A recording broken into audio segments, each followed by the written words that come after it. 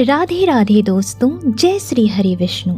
आज के इस वीडियो में आप जाने फाल्गुन मास के कृष्ण पक्ष में पड़ने वाले विजया एकादशी के समस्त जानकारी के विषय में। वर्ष 2023 में विजया एकादशी कब पड़ने जा रहा है, इस व्रत का पारण कब करना चाहिए, एकादशी तथा द्वादशी तिथि कब से कब तक रहने वाली है, इसके अलावे आप इस व्रत की पूजा विधि एवं महत्व को जानेंगे। फाल्गुन मास के कृष्ण पक्ष की एकादशी तिथि को विजया एकादशी के नाम से जाना जाता है।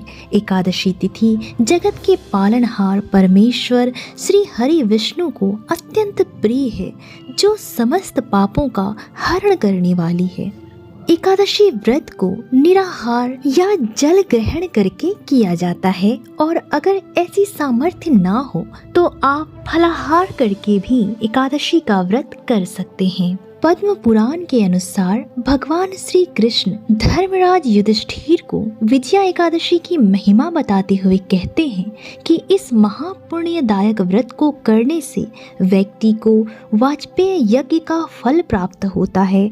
इसके अलावे विजया एकादशी का व्रत करने से बड़े से बड़ा शत्रु परास्त होता है, शांत होता है। माना जाता है कि जो भी मनुष्य विजया एकादशी का व्रत रखते हैं एवं भगवान विष्णु की विधिवत पूजन करते हैं, तो इस व्रत के नाम के समान ही मनुष्य को हर कार्य में विजय प्राप्त होता है, सफलता प्राप्त होती है एवं मनुष्य की जो भी मनोकामनाएं हैं उसे श्री हरि विष्णु अवश्य ही पूर्ण करते हैं। शास्त्रों में बताया गया है कि विजया एकादशी का निर्जल व्रत एवं पूरे विधि विधान से भगवान विष्णु की पूजा करने से जातक के जीवन में सुख शांति एवं खुशहाली आती है। अगर आपके जीवन में किसी प्रकार की नकारात्मकता है तो वो अवश्य ही समाप्त हो जाती है। शास्त्रों में भी विजया एकादशी के महत्व का वर्णन करते हुए लिखा गया है कि इस व्रत को करने से स्वर्ण दान, भूमि दान, अन्न दान और गौदान से भी अधिक पुण्य फलों की प्राप्ति होती है। विजया एकादशी का व्रत रखने वाले जातक अंततः मोक्ष की प्राप्ति करते हैं एवं स्वर्ग में स्थान प्राप्त करते हैं। यदि आपसे कोई शत्रुता रखता है तो इस व्रत को करने से आपके शत्रु परास्त होते हैं, शांत होते हैं। विजया एकादशी के महत्व का वर्णन करते हुए बताया गया है कि जब मर्यादा पुरुषोत्तम श्री राम के वनवास काल के दौरान जब लंकापति रावण माता सीता का हरण करके उन्हें लंका ले गया, तब प्रभु श्री राम ने सुग्रीव की अनुमति लेकर लंका प्रस्थान करने का निश्चय किया। जब श्री राम अपने सैन्य दल सहित समुद्र के किनारे पहुंचे, तब उन्होंने भयंकर जल जंतुओं से भरे अगाध समुद्र को देखकर लक्ष्मण जी से कहा, हे सुमित्रा नंदन, किस पुण्य के प्रताप से हम इस समुद्र को पार करेंगे। तब लक्ष्मण जी ने बड़े ही मधुर स्वर में कहा, हे पुराण पुरुषोत्तम, आप तो आदि पुरुष हैं, आप सब कुछ जानते हैं। यहाँ से आधा योजन की दूरी पर बकदालभ्य मुनि का आश्रम है, उनके पास जाकर आप इसका उपाय पूछिए। तब लक्ष्मण जी की इस बात से सहमत होकर श्री राम बकदालभ्य ऋषि के आश्रम पहुँचे और उन्हें प्रणाम किया। जब बकदालभ्य ऋषि ने श्री राम जी को देखा तो वे उन्हें देखते ही पहचान गए कि ये तो भगवान विष्णु के अवतार श्री राम हैं, जो किसी कारणवश मानव शरीर में अवतीर्ण हुए हैं। महर्षि ने श्री राम से उनके आने का कारण पूछा। तब रामचंद्र जी कहने लगे, हे ऋषि, मैं अपनी सेना सहित राक्षसों को जीतने लंका जा रहा हूँ, अतः आप कृपा करके समुद्र पार करने का कोई उपाय बताइए। तब बकदालभ्य ऋषि बोले, हे राम, फाल्गुन कृष्ण पक्ष में जो विजया एकादशी नाम की एकादशी आती है, उसका व्रत करने से आपकी निश्चित ही विजय होगी।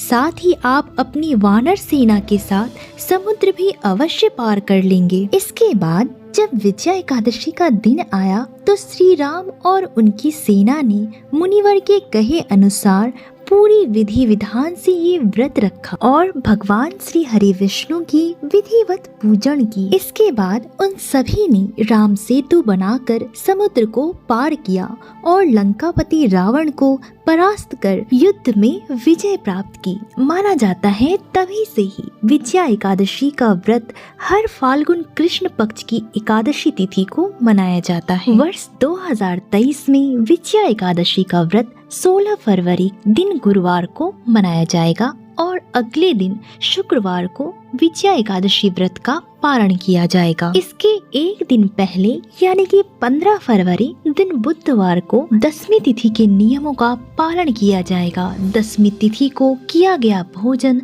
शुद्ध सात्विक होना चाहिए। फाल्गुन मास कृष्ण पक्ष की एकादशी तिथि का प्रारंभ 16 फरवरी दिन गुरुवार सुबह 5:33 से हो जाएगा और एकादशी तिथि की समाप्ति 17 फरवरी दिन शुक्रवार 2:49 पर होगा। द्वादशी तिथि प्रारंभ होगी 17 फरवरी दिन शुक्रवार को सुबह 2:50 से और द्वादशी तिथि की समाप्ति 17 फरवरी को रात 11:36 पर होगा। विजया एकादशी के दिन सूर्योदय का समय रहेगा सुबह 7:02 पर और सूर्यास्त का समय होगा शाम 6:19 पर। विजया एकादशी पर राहु काल का खास ध्यान रखें। राहु काल के समय में किसी भी प्रकार की पूजा पाठ एवं दान ध्यान नहीं करना चाहिए। इस दिन राहु काल का समय रहने वाला है दोपहर 1:30 से लेकर 3 बजे तक। द्वादशी तिथि यानी कि 17 फरवरी दिन शुक्रवार को सूर्योदय का समय रहने वाला है 7:02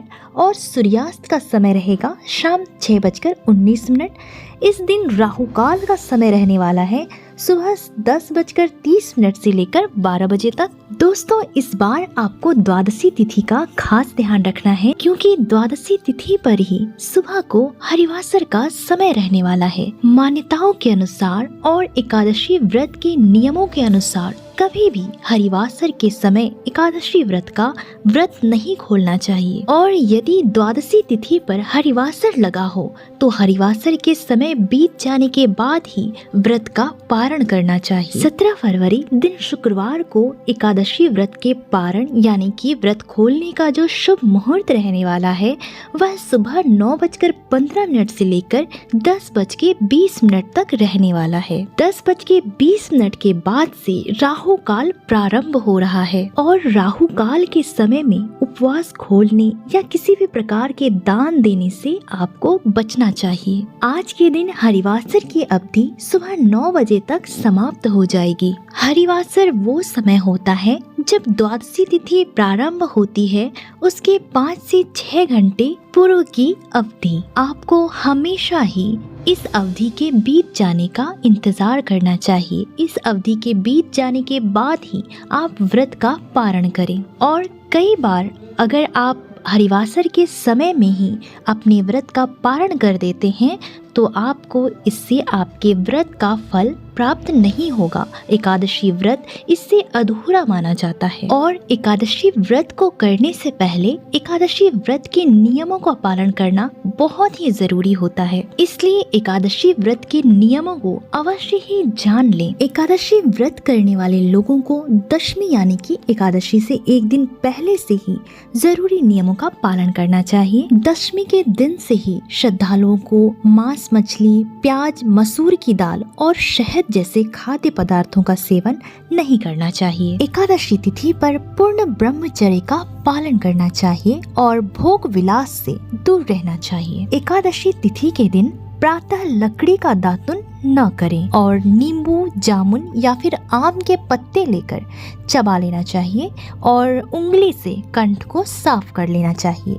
माना जाता है कि एकादशी तिथि पर वृक्ष से पत्ता तोड़ना वर्जित होता है, अतः स्वयं जो गिरा हुआ पत्ता होता है उसी को लेकर उसका सेवन करें। हो सके तो आज के दिन पानी से 12 बार कुल्ला करना चाहिए। फिर स्नान आदि करने के बाद मंदिर जाकर सबसे पहले गीता का पाठ करना चाहिए या फिर पुरोहित जी से गीता का पाठ सुनना चाहिए। इसके बाद आप व्रत का संकल्प लें और श्री हरि विष्णु के 12 मंत्र ओम नमो भगवते वासुदेवाय मंत्र का जाप करें। एकादशी तिथि पर किसी से भी निंदक बातें ना करें और अगर भूलवश किसी से निंदक बातें की भी हैं तो भगवान सूर्य नारायण के दर्शन करके धूप दीप से श्री हरि की पूजा करें और उनसे क्षमा मांग लें।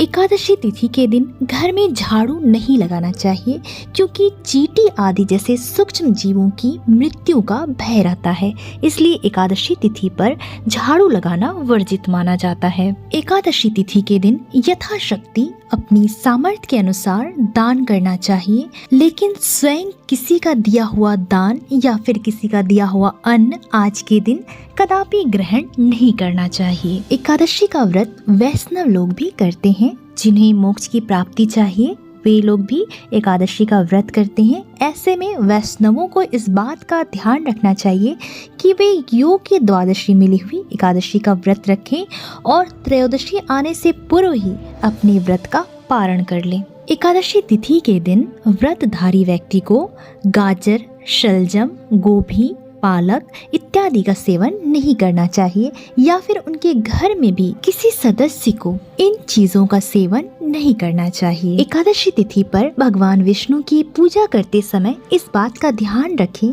कि आज के दिन भगवान विष्णु को तुलसी दल अवश्य ही अर्पित करें, क्योंकि बिना तुलसी दल अर्पित किए गए भोग को भगवान विष्णु ग्रहण नहीं करते हैं। और इसके अलावे इस बात का ध्यान रखें कि जब आप प्रसाद वितरित करते हैं या फिर भोग को ग्रहण करते हैं तो जितनी भी आपने भोग लगाई हैं उसमें से केवल तुलसी दल को निकालकर आप भगवान विष्णु के चरणों में अर्पित कर दें। उसके बाद सभी भोग को आप ग्रहण कर सकते हैं। एकादशी तिथि पर चावल खाना या फिर घर में चावल बनाना वर्जित माना जाता है, इसलिए एकादशी तिथि पर चावल का सेवन भूल कर भी ना करें। एकादशी तिथि पर अपनी सामर्थ्य के अनुसार एवं योग्य व्यक्ति को दान अवश्य करना चाहिए। माना जाता है कि एकादशी तिथि पर किए गए दान